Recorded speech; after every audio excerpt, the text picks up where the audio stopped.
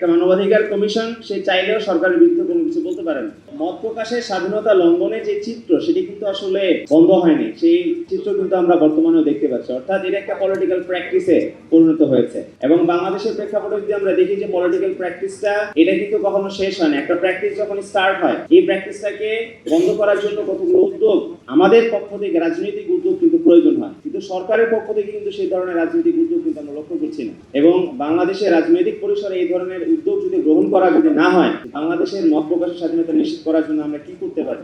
আগে যে প্যাটার্নে যেভাবে দমন নিপীড়ন করা হতো, এই দমন নিপীড়নের প্র্যাকটিস থেকে যদি আমরা বের হতে না পারি, সেই উদ্যোগ যদি গ্রহণ করা যদি না হয়, তাহলে কিন্তু আবারও হয়তো আমরা সেদিকেই যাচ্ছি যেদিকে শেখ হাসিনা আমাদেরকে নিয়ে গিয়েছিলেন। আজকের অত্যন্ত গুরুত্বপূর্ণ একটি টপিক হলো মানবাধিকার।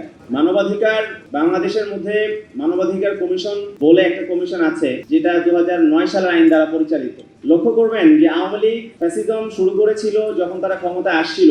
কিভাবে তারা আসলে মূলত ফ্যাসিজমটা শুরু করেছিল? তারা শুরু করেছিল মানবাধিকার কমিশন আইন প্রণয়ন করার মাধ্যমে। তারা 9 সালে এমন একটা আইন প্রণয়ন করছে যে আইনের পূর্ণ কর্তৃত্ব সরকারের হাতে বিদ্যমান। অর্থাৎ একটা মানবাধিকার কমিশন সে চাইলেও সরকারের বিরুদ্ধে কোনো কিছু বলতে পারে না, কারণ সেই সরকারের স্বাধীনভাবে তদন্ত করার কোনো ধরনের এখতিয়ার সেখানে নাই বা ছিল না।